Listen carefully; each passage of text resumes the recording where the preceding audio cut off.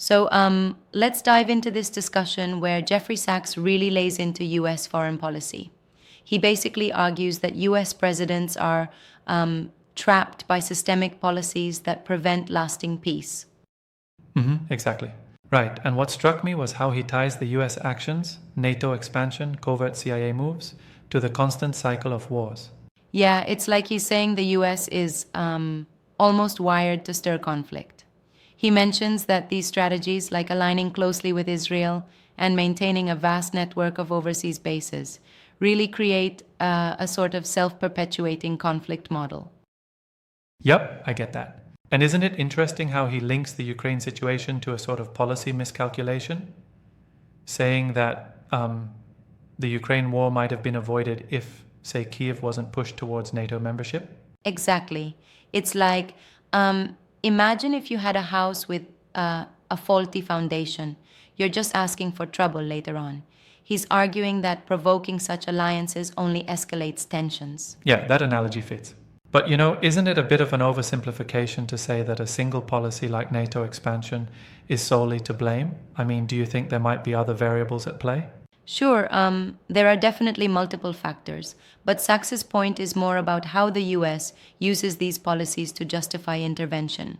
He's also critical of the covert operations by the CIA. He essentially thinks these moves stir the pot more than they resolve conflicts. That makes sense. And then there's his harsh criticism of Israeli Prime Minister Benjamin Netanyahu.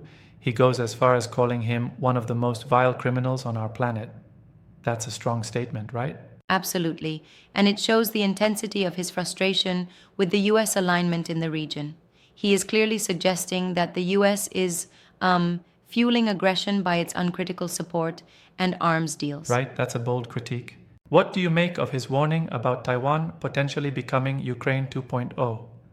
That seems to underscore his fears of repeating past mistakes. Exactly. It's like he's saying the US riskily replicates conflict models in different theaters. It's a cautionary note about consistency, or, well, the lack thereof, in US foreign policy.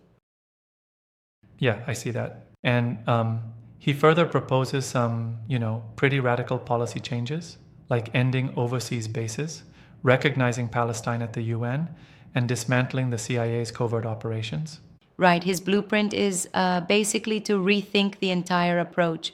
It's like instead of being trapped by aggressive policies, the US could pivot towards a more peaceful agenda. That's a transformational idea. But isn't it a bit too idealistic to simply drop all those policies? What about the security concerns and historical alliances? Seems a bit like, utopian thinking. That's a fair challenge. Sure, when you try to dismantle long-standing systems like overseas bases and covert ops, there are major hurdles. But perhaps that's exactly the point Sachs is forcing us to confront, that the current system is dangerously outdated. Totally, I get that. And then there's the element of media complicity he touches on. The idea that the US media and the military-industrial complex thrive on conflict. It's like a feedback loop where peace doesn't really sell. Yes, it's almost like a grim symbiosis.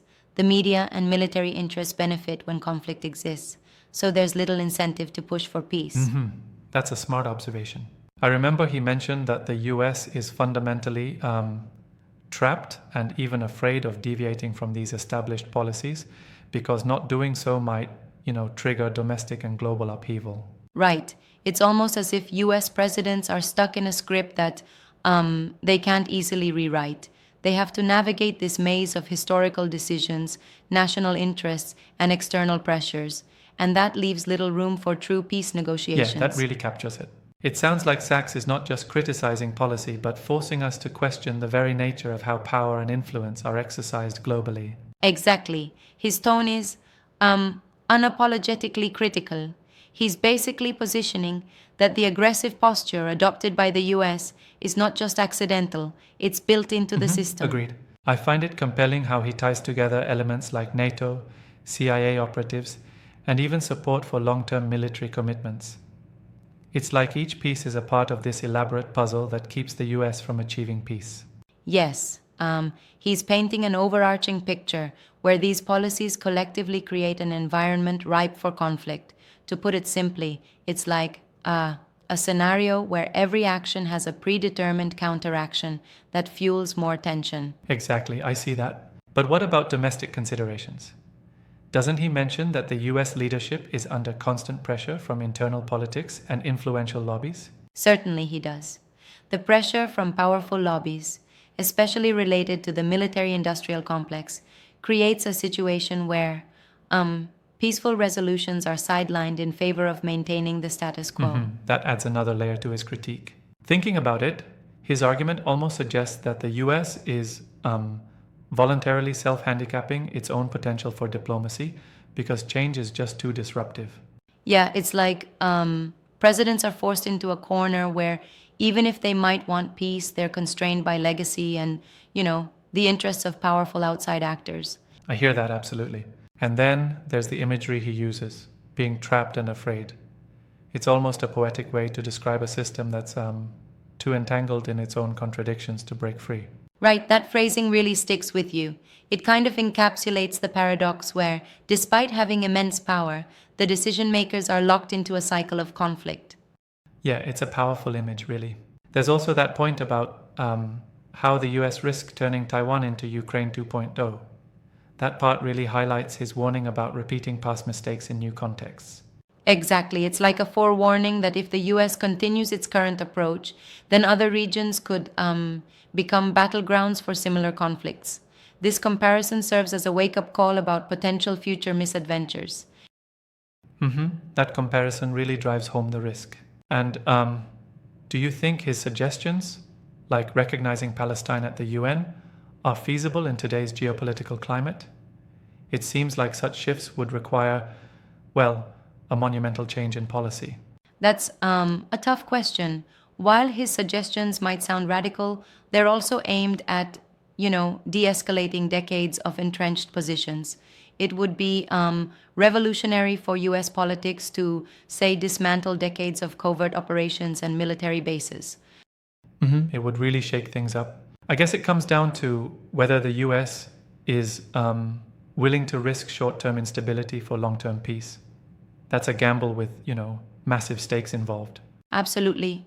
And that's the paradox he wants us to consider. The idea that real transformative peace might require letting go of familiar, even if flawed, power structures. True that. One thing I really appreciate is how Sachs doesn't just criticize. He's actively calling for a complete policy overhaul. It's refreshingly bold, if a bit incendiary in tone. Yes, his direct language forces us to confront uncomfortable truths about how global conflicts are maintained. It's like he's saying the very idea of peace has been hijacked by systemic entrenched interests. You got that right. Given all this, do you think his points might actually force a change in how policymakers approach international relations in the future? Well, it's hard to say if one speech will change the entrenched mindset of US leadership. But, it certainly fuels the debate and might just over time contribute to a broader shift. It's like planting a seed of disruptive ideas that challenge the norm. True potential there. It's a dynamic, challenging perspective, and it really leaves you questioning whether true peace is ever attainable under the current global system.